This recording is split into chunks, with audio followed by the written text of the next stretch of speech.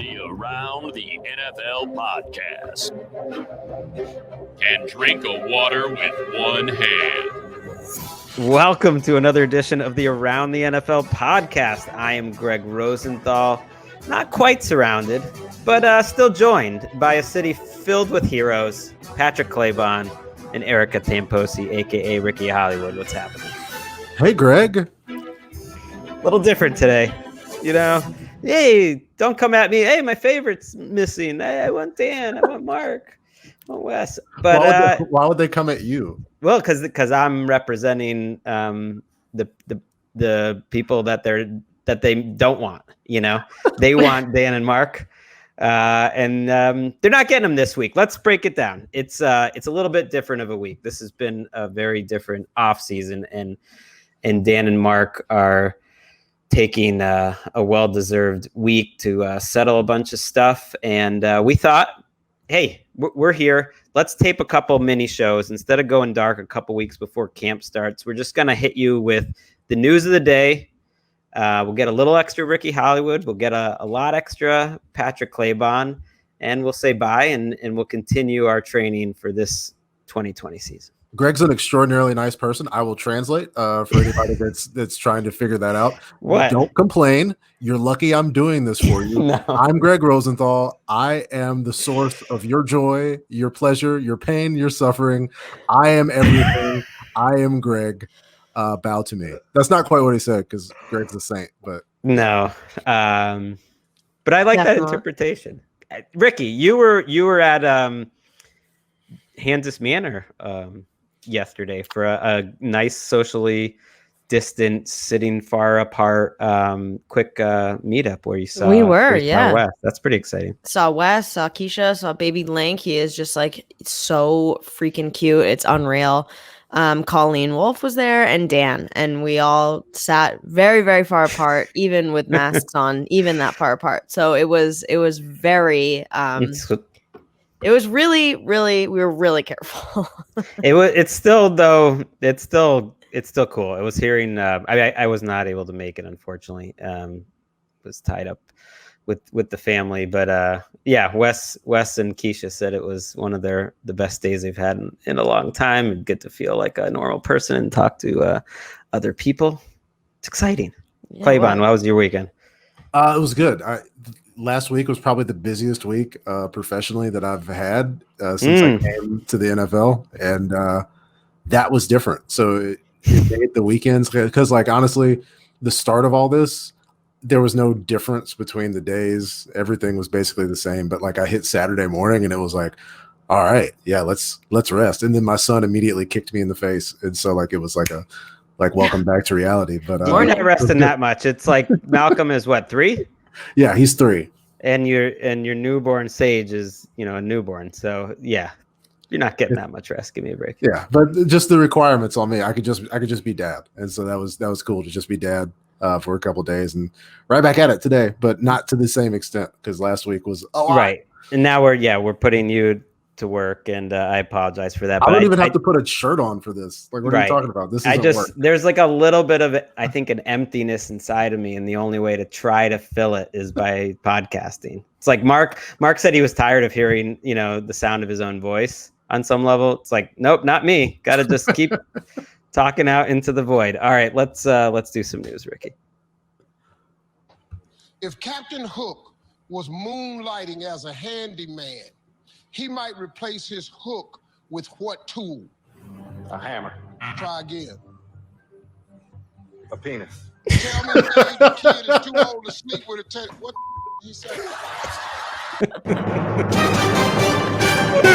I have never seen Steve Harvey stop during Fast Money. Like during the Fast Money round, the fact that he was like, what did he just say? Oh, so good. That was Steve Harvey, who's the host of the Family Feud in an NFL Stars versus Old Stars show, and that was Bruce Smith with one of the most memorable Family Feud answers in a long time.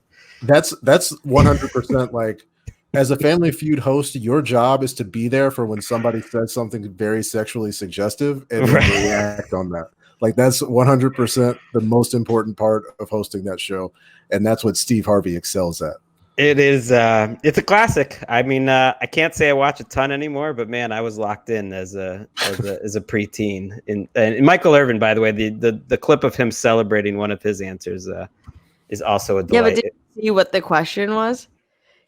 It was kind of like an either or question. It was 50-50. It was like name a color on a checkerboard, and he said red. Which and got it's either red or black. Which got 51 out of 100, and he celebrated like they won the 4th Super Bowl. But I don't hate it. I love it. I love it. So I wish we had such joyful news to talk about. Well, I guess we do off the top, depending on how you want to look at it. A right has been wronged, and we talked about it. The Washington football team. We anticipated they were going to change their name. They had officially said that they were only doing an examination into the team name. On Monday, the team officially announced that they are changing their team name. They mentioned the old team name 7 times in the statement, which was interesting. But it's coming, and perhaps the only reason why they didn't announce what the new name is going to be is there's reportedly a trademark dispute. But Dan Snyder, who's owned the team for 20 years and long fought against this change, officially is on the record that it will be no more, and it will be no more before the 2020 season. So they're going to have to figure out what happens with their uniforms and everything else in the next couple of weeks, Patrick. And it would seem like hopefully there's been some sort of plan in the works, and it's not just how that statement makes it sound, which is that Dan and Ron are just kind of like on a Zoom call, just talking it out like you and Emeka or me and Lauren naming the kids, right? Like hopefully there's more than just 2 people involved, and hopefully this is the trademark issue is just, how squatters are. You see people do it with URLs and Twitter names all the time. Well, they just some realtor apparently squatted on all these names. I think somewhat recently he saw what was happening and he suddenly squatted on like 15 different names. Yeah. And so that, that's unfortunate, but at least like they didn't wait right until they had that resolved. They let everybody know early on in the week that we're not going to use the name anymore. And yeah, it's over. Finally, we can move on to something like I'm just glad it's finally. I know over. it is funny because this is one where we're NFL employees, and a lot of times we get comments, especially from people overseas. Wow, you guys, you can. I'm not going to do an accent, but you guys can really, they really let you take the piss out of the league, even though you work for them. But there are some issues that. A, you always have to be professional about it, but B was kind of a third rail issue. And this was it. This was almost like the number one third rail issue. So there is something to me. You mentioned, Mike Silver calling the name racist. I looked at, the Judy Batista headline she writes for NFL.com today, and just, calling a long-term embarrassment for the league is finally over with. And there's almost part of me that's still like, can she say that? But it's great because she can. And the weird thing is it's been such a long fight, and we will move on from it, but it's not like this is a new thing, right? I forgot the name, but an Indian council back in 1972 was battling hard for this. This is almost a 50-year-old fight. There were 3,000 people, Ricky, at the Super Bowl in the early 90s that Washington played at, protesting that Super Bowl. So that's 30 years ago. So it's not about like, hey, this isn't like, different Native voices have been battling this for a long time, and I'm sure they're thrilled to see this. I don't know. It's like a larger question in this time, but man, like there's a reckoning. There's more reckonings for this country out there. And I read this novel. I'm just going to give it a shout out called There by Tommy Orange last year, and it's a novel, but man, it provided kind of like a kaleidoscope of the current Native experience in the country that was eye-opening to me, and it's in a fictional way, in such a way that I'm almost like ashamed how little I'd ever thought about it. And it's a brilliant writing too, so I'd recommend that to anyone. Yeah, one thing that kind of leaps out to me that through the course of the conversation, again, like as you said, for my entire life about this team's name, is this idea that the only reason it matters is because certain people are quote unquote offended. And somebody always they say offended in such a way that it's like, oh, they're being ninnies, right? And that's it. But it's not about who is or who isn't quote unquote offended, right? The ideas that we have perpetuate actual harm on people, and especially these people who were here before any of us, right? And if we can't change at least even the most minor things, then we're not going to be able to change, Right. The things that still impact them today. And a shout out to the last person to complain about me not using the team name on Twitter, who added the network and the league account run by Bryce and anybody else in social who I guess gets angry tweets about me. Yeah. Why did your late night anchor, Patrick Claybon, on Thursday night call blank the football team from Washington instead of their nickname when doing the highlights of their preseason games? Preseason games, by the way. Is this an option that you've given to your talent on the network? Well, Tim, you don't have to worry about me saying or not saying the team name anymore.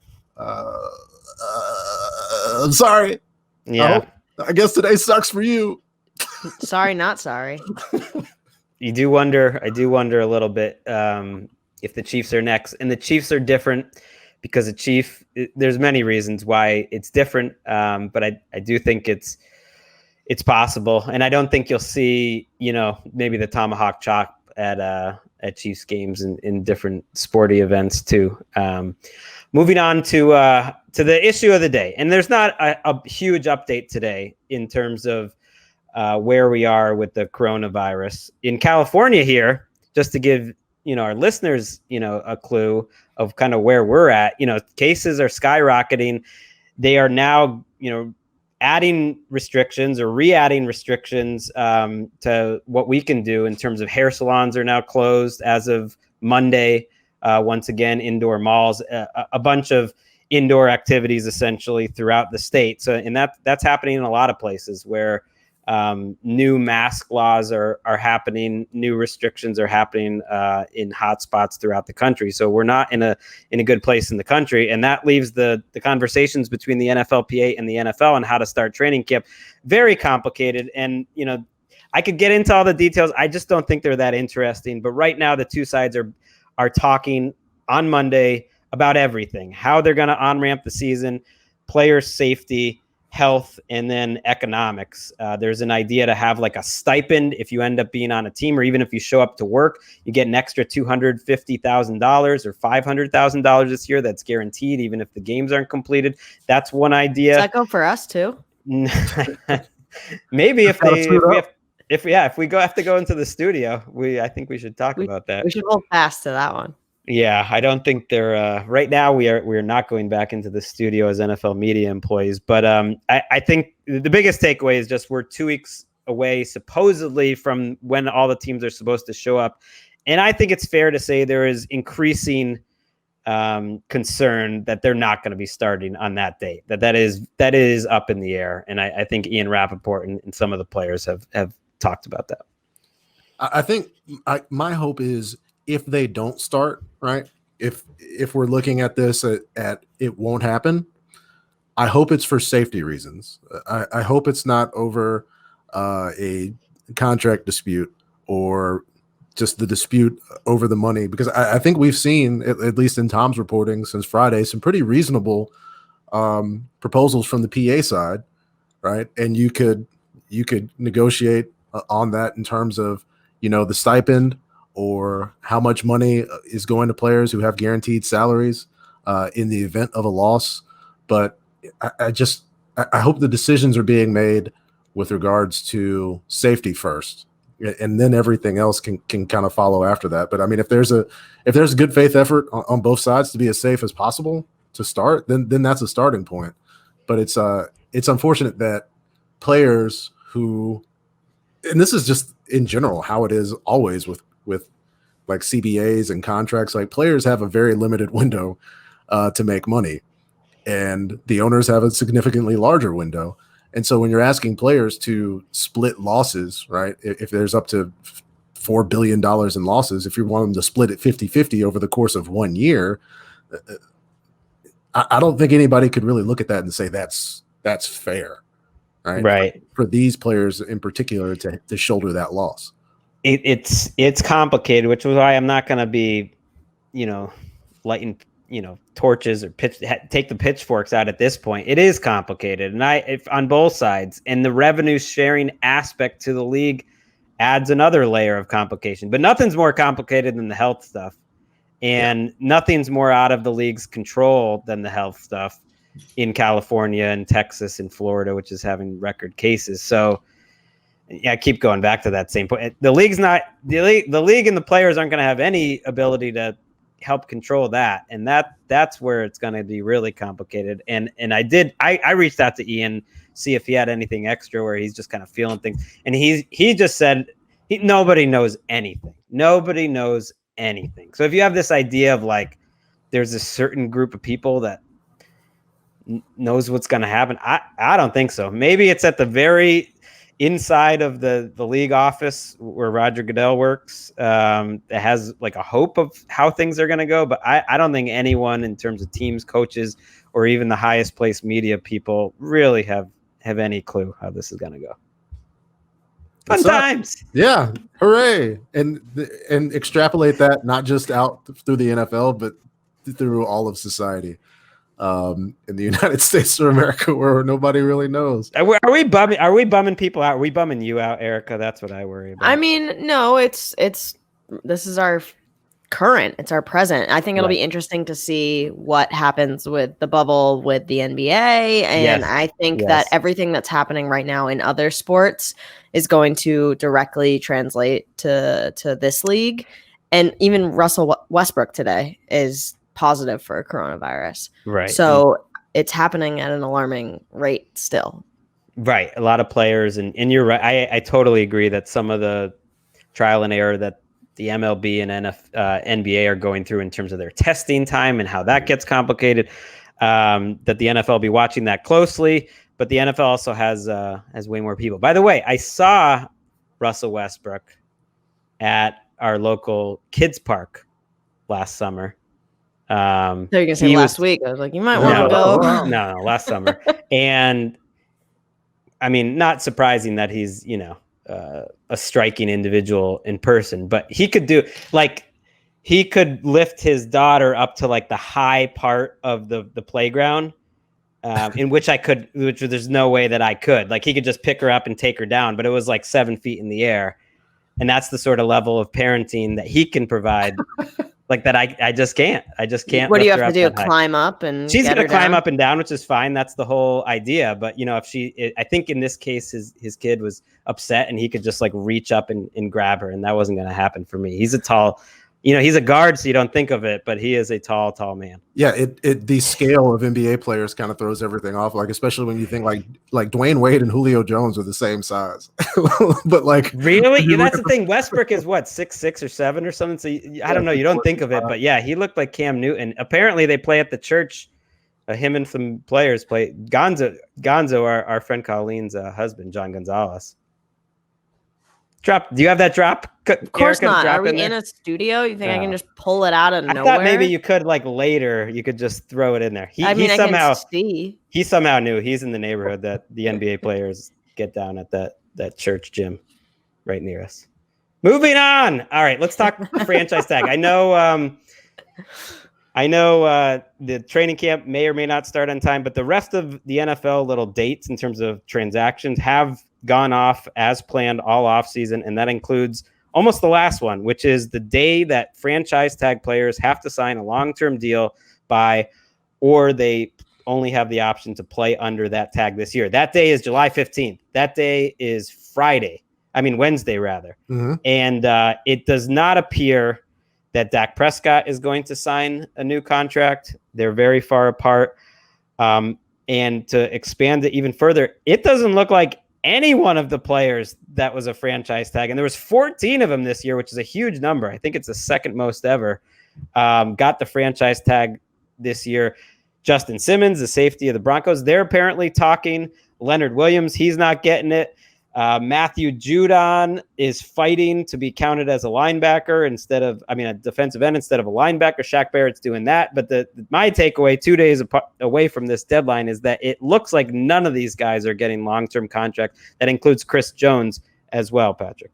Yeah, and a part of that is just the general direction that the franchise tag has taken over the last few years, and then Big part. again, like not to like bring it back down, but it's just the uncertainty that's associated with this virus, Yeah. right? And so there's been, and you see like Ian said today that there's still 2 days for Dak, right? But what's the incentive, right? Especially if you're considering that there's a possibility that this season might be shortened. If he's on the tag, like he could stand to lose a lot of money on a So what's the incentive from the team, you're saying? Because there's still incentive from the player's perspective to get that guaranteed money sooner than later. Yeah, get some guaranteed money at the signing, but as far as Jerry, it's just not there. And so that's working out in their favor. And a lot of these other guys, it's just like, oh, well, we'll tag him. I don't really know that they were interested in having them long term anyway. Most of them, I would agree. I don't think Matthew Judon was ever getting a long term deal. I don't think Shaq Barrett was ever getting a long term deal. Leonard Williams is the truth, baby. Leonard Williams was definitely not getting a long term deal. Joe Thuney with the Patriots, I don't think was ever getting a long term deal. But guys like Chris Jones, who have made some noise about letting this holdout go a little further, it does appear like Chiefs are trying to make some sort of good faith effort. It'd be complicated, but I just don't think it's going to happen. And the Cowboys, especially, man, they got a good deal just having him on a 1-year contract, but it's dangerous. I mean, I think it really is dangerous because I think Dak's only going to be worth more and more as this goes. If he plays well this year, and I think he will. I don't understand how we're still doing this thing that Matthew Judon and Shaq Barrett are having to deal with. Like, if you're rushing the passer a certain number of times, just stop trying to call these dudes linebackers. Like, what are we doing? He led the NFL in sacks, so you're gonna say he's a linebacker? Like, I don't. This is getting in the weeds, but this is a battle that's been going on, I think, for like 15 years at different positions. There was outside linebacker and inside linebacker teams used to battle over, and they just made it total linebacker. You're right. They need to make edge a position. Yeah. That's what we've done at the projected starter series.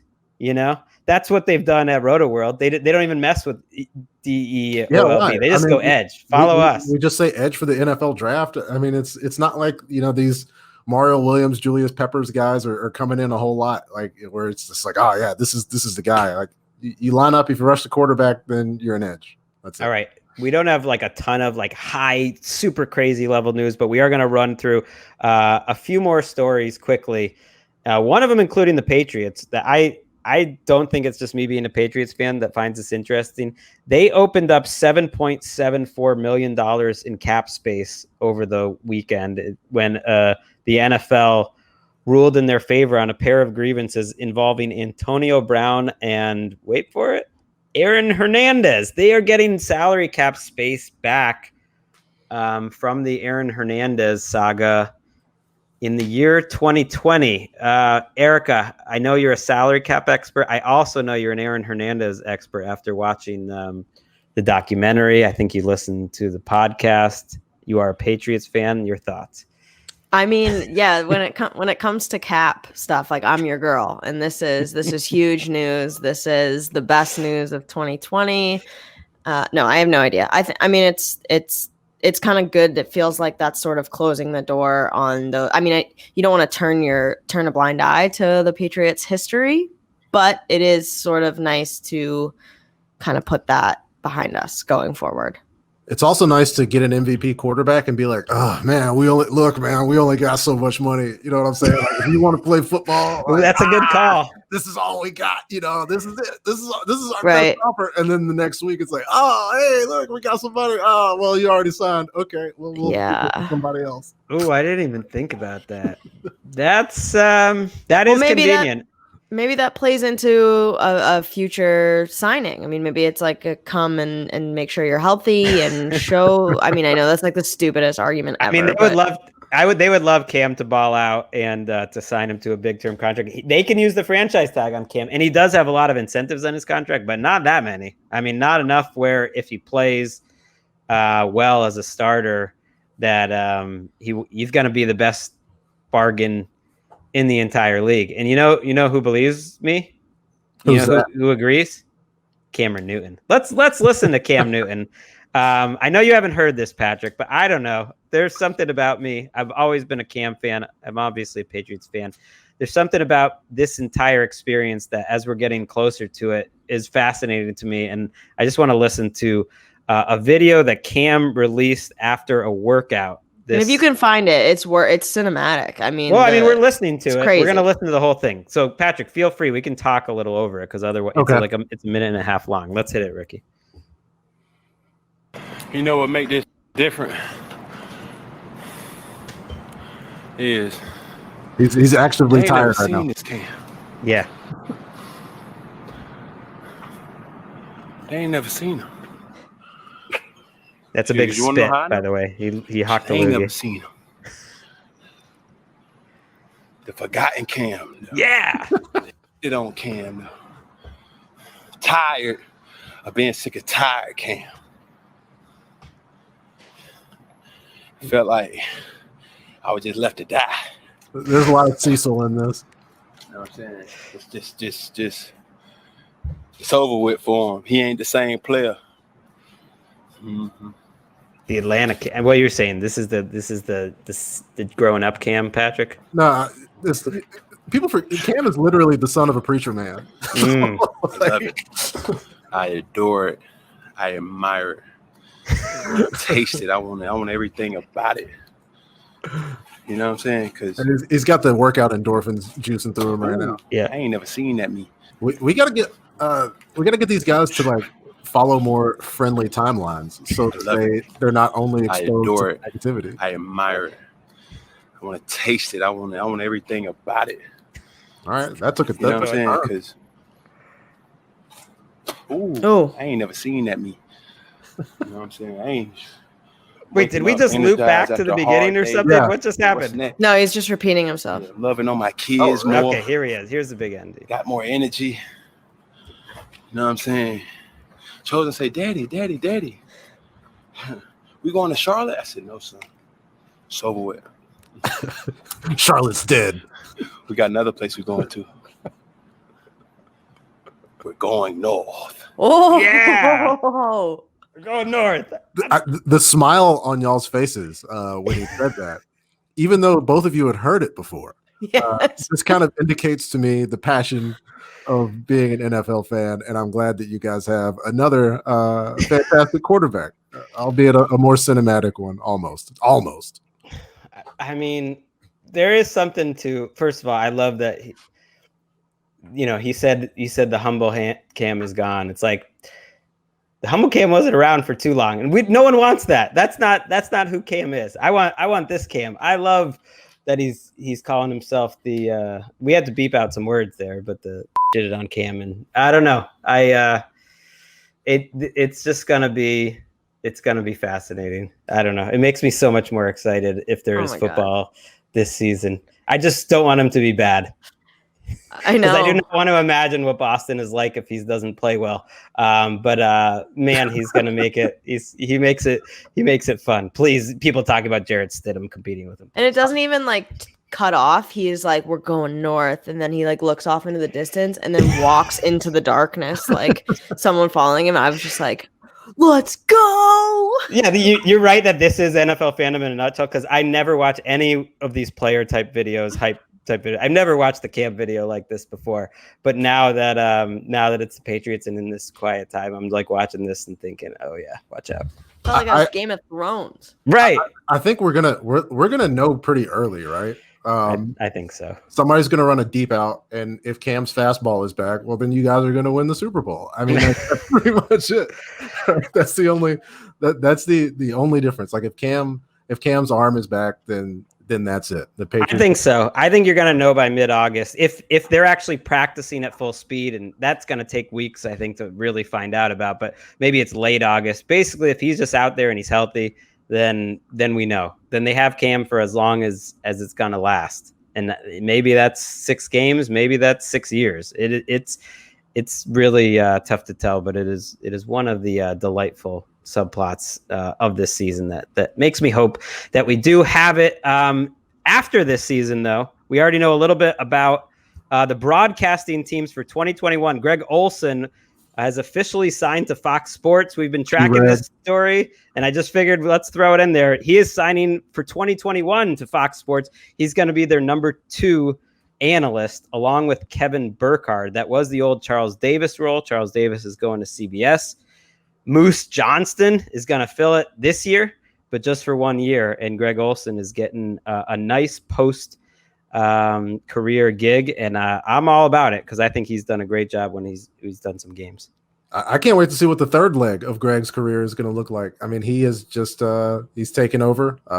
He's been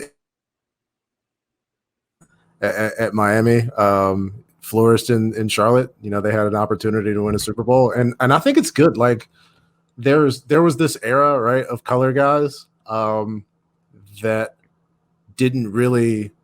It seemed like it was forced almost. And kind of Romo has opened up this idea of just kind of get up there and be you. Don't necessarily try to fit into this broadcaster mold that we've all been up there. And if you want to have fun, if you want to be excited, if you want to riff on the guy that's calling the game, like go up there and do it. I'm excited to see Greg do it. I'm excited to see, you know, the next wave, not to push anybody out, but you know, just let's just watch the game and have some fun. And not be all codgy. Give Nate Burleson and that NFL Network team a little extra work too. I think they were fun out in the UK last year. A couple smaller items. Again, we're going to close up with here and say goodbye. And we will be doing one other show this week, unless you just come at me and say no. You're just like, that wasn't good enough. Sorry, Greg. Raheem Mostert had a trade request. This happened after we taped our last podcast on Wednesday. Since then, the agents walked it back somewhat or totally, that he realizes it was a bad idea, but he does want to raise Raheem Mostert, a Super Bowl and playoff hero. I mean, could have been, you know, one of the most valuable 49ers there was, Erica, but they just don't want to pay him because he's a running back, and they find running backs on trees in San Francisco. I do think it's funny that he's like, actually, you know, I don't want to trade anymore, which is like the ultimate leverage. It's like if I go to my boss and I'm like, hey, someone's really recruiting me and like they're going to pay me whatever, then they're like, okay, go. And it's like, oh, wait, no, like I'm good here, but can we like work something out? I mean, you've tried that move. I have. Yeah, I'm still trying. I try it, you know, weekly. You've tried like the beginning steps of that move. Oh, and definitely. I think it could be successful. I think at this point, your leverage is greater than it's ever been.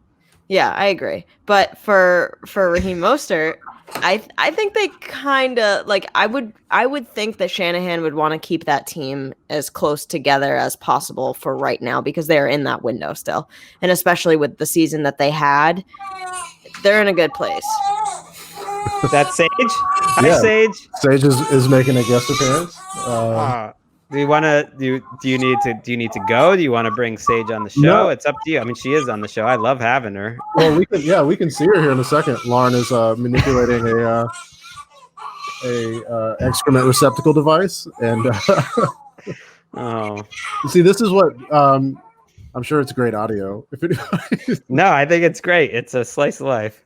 But honestly, like I understand where Raheem Mostert is coming from. Oh, you're just pivoting right off of Sage? I thought you were yeah. give some fatherly, like, okay, this is what life is like as a I dad. don't really have any like fatherly things to present. Mm-hmm. Like Lauren's just been carrying us this past couple of weeks, and so like my fatherly advice would be to find a spouse at a party. Marry Lauren. Yeah, that's it. I would suggest to everybody marry somebody like my wife, but not my wife because I like her too much. If you guys want to say hey to Sage, Sure. Hi. Wow. Oh my goodness. She is so beautiful. Erica's living that baby life, seeing Lincoln and Sage Oh my god, I back know. to back. Oh, look at the little yawn. Oh, you're just waking up. Yeah, not happy about it. Oh, Maybe this light's a little bright. Cute. so cute. But like for Mostert, if I get it, like the dude's over 6 yards a carry, right, for his career, and I understand that people want to like attribute that, and I know that we've done a lot of math here recently with regards to running backs, and Like the guy is popped off big runs and he makes plays. So like, why wouldn't he try to get some money, man? Like we don't know how long this game's going to exist. We don't know how long players' careers are going to. So I'm never going to like dump on a guy for trying to put himself in position to make some more money. Well, here's the thing. He was the best one last. They were at their best last year, and he was the best one last year, especially when it mattered. They've had a lot of different people in there, and this is kind of something people don't consider when you bring free agents into your organization. That the other people at that position see what they make, and if they end up outperforming them, then that becomes a problem. Or if they already were. In this case, Mostert, was paid at a normal rate, but now he sees Tevin Coleman, and he saw what Jerick McKinnon was making, and he's making a lot less than them, and he was a lot more valuable than Tevin Coleman was, even when Coleman was on the field, and so you get upset, and maybe they'll give him a little pop. I wouldn't be surprised if they put some incentives or throwing something into his contract. Throw him a bone at least. We are gonna wrap up with some more running back news, which is that Devonta Freeman, who is not in the league right now, reportedly did have interest from a variety of teams, but couldn't settle on the right number, has had his relationship with his agent terminated. That his agent sort of fired him, I guess, basically because he wouldn't take the contract that she was hoping that he took, which is, you don't see that too often. Yeah, I'd like to hear from Devonta Freeman, right? Yeah. Because the agent out in front, right, has a lot of skin in the game. Maybe not as much as Devonta Freeman, and I'm definitely not doubting anybody's reporting, but it's kind of like when a marriage doesn't work, and it's like sources say that he was a jerk, and it's like, oh well, let's get another point of view here, because maybe there's some blame to be cast on both sides. Are you referring to the Jay Cutler divorce, or you're just perhaps any relationship involving more than one person, right? Because there were some stories that came out immediately that didn't paint Jay in the brightest light, and in the entertainment press, and it felt like, okay, this is probably not coming from Jay's camp. Yeah, does Jay Cutler paint himself in the brightest light? Like, did we? It's like, who can you blame here, really? I mean, but honestly, I mean, when you get involved with AJ Cutler, one would think that you would be aware of the circumstances that would follow. But all the best to Jay and Kristen and Devontae and his agent as well. His agent is named Kristen Campbell. Yeah, I don't like it when the agent's putting it out there like that. They're clearly trying to say like, hey guys, it wasn't my fault that he didn't get a contract this offseason. So it's playing the game. I don't love that. Oh, and one on the topic of agents, one thing that I thought about, Charlie Casserly kind of slightly went in on Patrick Mahomes' agent last week, and it was like the first time that I remember any concrete criticism of a player's agent, and so that was cool. Like that? You like that? Finally see that, yeah. Because when the players sign their own contracts, right? It's like, oh, well, they could have got this, that, and the other. But if it's an agent done deal, generally that's fair. The idea is like, oh, well, this is the best that they could have done. They were working with certain circumstances, because agents really dictate the course of our conversations about a lot of things. And I'm glad I've got a better one now. I'll just say that. Good ending. Good. I want to hear more about that later. But in the meantime, Erica, hopefully you find the agent of your dreams. I hope so. Thanks, Greg. I've got mine. Shout out to Burke. And that's it for this show, I think. We're just doing news. We're going to update you on everything that's happening in the NFL a little later in the week. And that's it. And we'll be back with our full shows next week, and our our Around the NFL broadcast next week, but we're going to hold it down this week, and we're going to have fun doing it. Thank you, Patrick. And thank you, Ricky. Let's do it. For Patrick Claybon, Erica Tamposi, for Lauren and Sage, they jumped in here. For Patrick Claybon's fired agent. See you Wednesday.